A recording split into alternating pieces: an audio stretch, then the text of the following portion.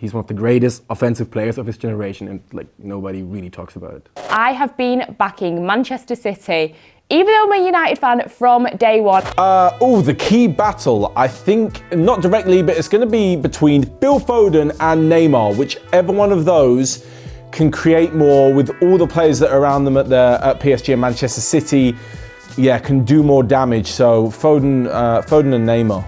For me, it has got to be that midfield in the Real Madrid and the Chelsea game. I think when you look at Real Madrid's midfield, you could argue that it is a little bit aging. There have been some injury issues. And then when you look at Chelsea's midfield, obviously the likes of Kante, Mason Mount, etc. I think that will just be a really interesting battle to see who is the better midfield. Key battle, I'm going to go with the midfield battle at Real versus Chelsea. I think that Real midfield that has a combined age of like 170 years. Playing an insane season. Kroos is basically completely playing like a quarterback at this point. I love watching it, and I think it's going to be very hard to contain. Key battle? Yeah, I go for a less obvious one. I think the City winger against the wing backs of PSG, because I think it's their weak spot, the wing backs, and if you have to play against Sterling, Mahrez, Foden, doesn't matter. I think they will stress them a lot. The one to watch, Mason Mount. He has had so many good performances for Chelsea in the Premier League and especially in the Champions League as well. And I think with Chelsea not really being in this level of the competition for quite a few years now, and Mason Mount being really inexperienced at this level of competition, I still think he'll pull something out of the bag, and he's definitely one to watch. Now, I'm going to go with Di Maria. Don't get me wrong, he's a great player, and I think he kind of falls away from the spotlight because you've got Mbappe, you've got Neymar, etc. But I think maybe he could provide a goal or two and do something special. Not really an outsider tip here, but I'm going with Karim Benzema. I think he's still so underrated. He's one of the greatest offensive players of his generation, and like nobody really talks about it. I think the German boys from Chelsea, Havertz and Werner, had a rough start in London, but I think if they want to win this battle against Real, they have to play at their very best, both of them. The MVP will be Karim Benzema because he's still got it. He is absolutely flying for Real Madrid. Chelsea have been very, very good defensively, so it'll be a tough game, but I still think Benzema is going to have the biggest say in that tie. Got to be Phil Foden for me. He is going to continue as he has already been doing in the Champions League and bringing us some fantastic games and performances. I've been really impressed with him so far, and I think, he's just going to continue absolutely smashing it. I'm going with Kylian Mbappe.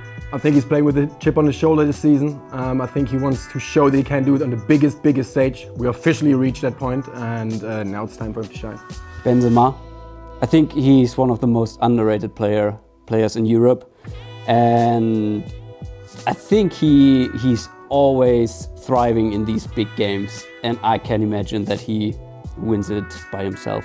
The biggest result, gonna make a big claim, PSG and Real Madrid will both win the away legs.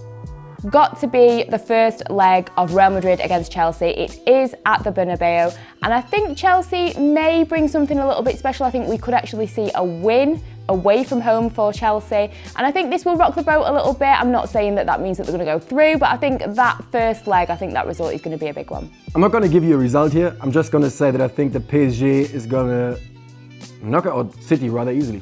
I can see them win both legs, actually. I don't think it will happen, but it would be so much fun if Tuchel will reach the final with Chelsea and will play against his old club, which he managed to get to the final last year against PSG, and will win the whole thing. It would be so funny. Having said they'll win the away legs, I'm going to go for PSG and Real Madrid. I just think Real have the know-how as well as the footballing ability to see Chelsea, to overcome Chelsea. As for PSG Man City, it's anyone's game. I just think we've seen PSG take on Manchester City type teams in Barcelona and Bayern Munich who want to dominate, who want to press and absolutely kill them on the counter. And I think PSG will do that again.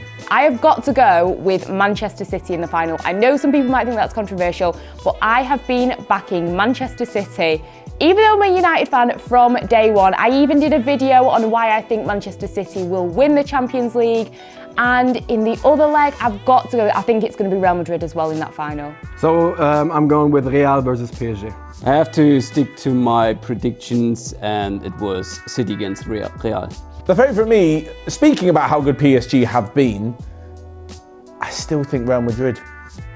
Just because, like I said, Zidane's been there before. The majority of that team have been there before, of course, because it's still the same 11, minus Cristiano Ronaldo. So yeah, Real Madrid. Now, I know I've been talking about Manchester City and bigging them up, but I'm still going to go with Real Madrid as my favourites just because this is their competition. And I just have a feeling that Real Madrid are going to do it. I think, like I say, City will be in the final. No hate to City, but yeah, Real Madrid, definitely. It has to be Paris. Not necessarily happy about it, but I think it's time for Paris. I think it's City's year. I think they are the best in Europe at the moment. They play the best football. And yeah, if Pep doesn't do any wild experiments, they will win it, I think.